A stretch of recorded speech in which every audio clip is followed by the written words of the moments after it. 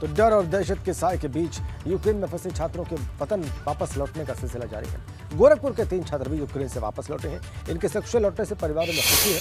छात्रों ने अपनी आप बीती एबीपी गंगा को बताया कि कैसे उन्हें तिरंगा हाथ में पकड़कर मदद मिली। जब 23 की सुबह कीव में अटैक हुआ तो मैं काफ़ी डर गई थी। सब लोग काफ़ी डर गए थे एक पल के लिए। जब वहाँ अटैक हुआ तो वेनेसिया में भी हो सकता था कभी भी, क्योंकि फाइटर जेट भी दिखे थे और हम लोग काफ़ी डर गए थे। और हमेशा कुछ वहाँ पे क्या होता था, अलार्म बजते थे, आपको जब बंकर में जाना है आपको अपने साथ मेडिसिन रखना। कुछ मुझे तो बहुत डर लग रहा था क्योंकि मेरे सामने ही 9 फायरिंग हुई थी। मिलिट्री ने 9 एयर फायरिंग किया था। अब घर आके बहुत अच्छा लग रहा है, लेकिन वहाँ की सिचुएशन देख के बहुत डर लग रहा है कि आप जाना सही होगा कि नहीं। वहाँ पे हालात बहुत बुरे थे। वहाँ पे लोग जब हमें पता चला तो वहाँ पे मैं वेस्टर्न साइड में रहती थी, तो हमने मतलब कोई ब्लास्ट नहीं सुना, लेकिन एयर साइरेंस बजते थे मिलिट्री के द्वारा। तो हम बंकर्स में चले जाते थे, अपने थोड़े बहुत जो इम्पोर्टेंट एसेंशियल्स अपने जो भी सामान होते थे। अभी तो नहीं लग रहा, घर वाले तो नहीं भेजेंगे और अभी सिचुएशन कुछ नहीं लगता कि क्या होगा।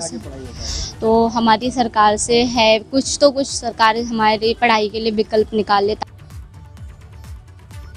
तो गोरखपुर में जो लौटे हैं छात्र छात्राएं, आपने उनकी बात सुनी। हालात कितने भयावह हैं इसका बयान आपने देखा और सुना। तो यूक्रेन में फंसे बुलंदशहर के छात्र अनुज कुमार ने सरकार से मदद की गुहार लगाई है। छात्र ने खुद मदद मांगते हुए एक वीडियो बनाकर रिकॉर्ड किया और उसे सोशल मीडिया पर अपलोड कर दिया। अनुज बुलंदशहर के शिकारपुर का रहने वाला है और वो MBBS की पढ़ाई करने यूक्रेन गया हुआ था। नहीं रोका गया है, जिसकी वजह से हमको इवैक्यूएशन में प्रॉब्लम आ रही है, क्योंकि हम लोगों को एक सेफ पाथ चाहिए, जिसकी वजह से हमारी जान और माल। मेट्रो स्टेशन में लोग वहाँ फंसे हुए हैं और हमारे 2 दोस्त थे वो कीव गए हुए थे, उनकी फ़्लाइट थी। तो वहाँ के हालात तो सर ये लगा लीजिए, ना उन पर पानी है ना उन पर खाना है, बस वो जिंदा रह रहे हैं। जो वो जाने कैसे रह रहे हैं, बहुत बुरे हालात हैं सर उधर के। जहाँ मैं आज आपके सामने बात कर पा रहा हूँ, इंडियन गवर्नमेंट की वजह से कर पा रहा हूँ, इंडियन एम्बेसी की तरफ वजह से कर पा रहा हूँ, वरना मैं सर अब भी वहीं फंसा हुआ होता। और थैंक्स टू इंडियन गवर्नमेंट कि हमें यहाँ तक पहुँचा दिया।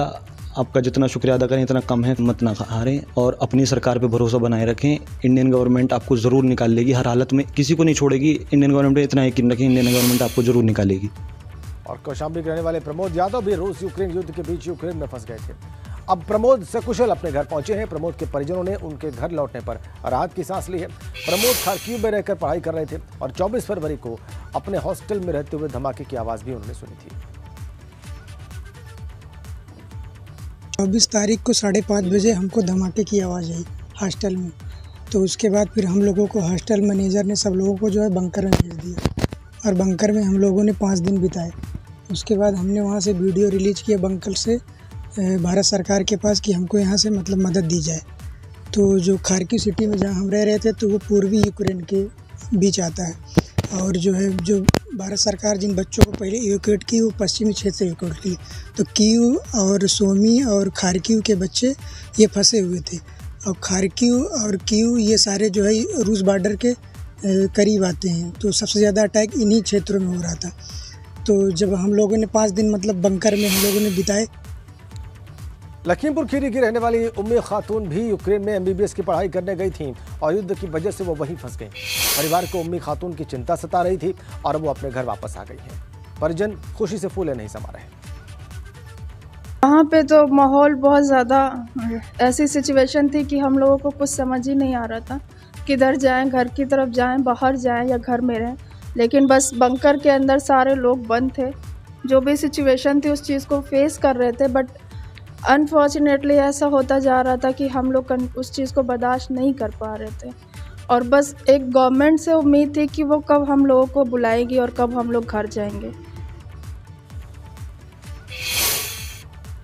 कासगंज की रहने वाली शिवानी भी यूक्रेन के टर्नोपिल शहर में फंस गई थी। वो वहीं पढ़ाई करने गई थी पर युद्ध के हालात बन गए। हालांकि अब शिवानी अपने घर लौट आई है। उनका कहना है कि उन्हें अपने घर लौटने के लिए बहुत संघर्ष करना पड़ा।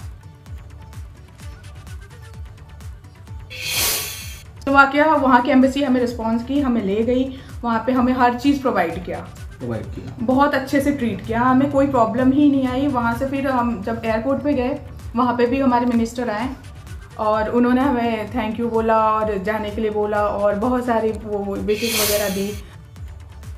इधर फतेहपुर में केंद्रीय मंत्री साध्वी निरंजन ज्योति ने यूक्रेन से फतेहपुर वापस आए छात्रों से मुलाकात की। छात्रों के घर जाकर निरंजन ज्योति उनसे मिली और उनका हालचाल जाना।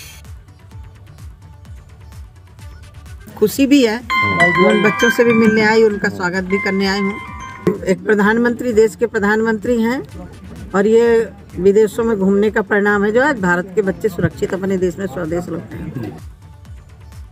फतेहपुर के रहने वाले हरिश्चंद्र मिश्रा का बड़ा बेटा यूक्रेन से जब अपने घर पहुंचा तो माता पिता की आंखें भर आईं और छोटे भाइयों ने उसे गले से लगा लिया। मां नीलम मिश्रा ने आरती करके स्वागत किया तो पिता ने मुंह मीठा कर उसका जोरदार स्वागत किया।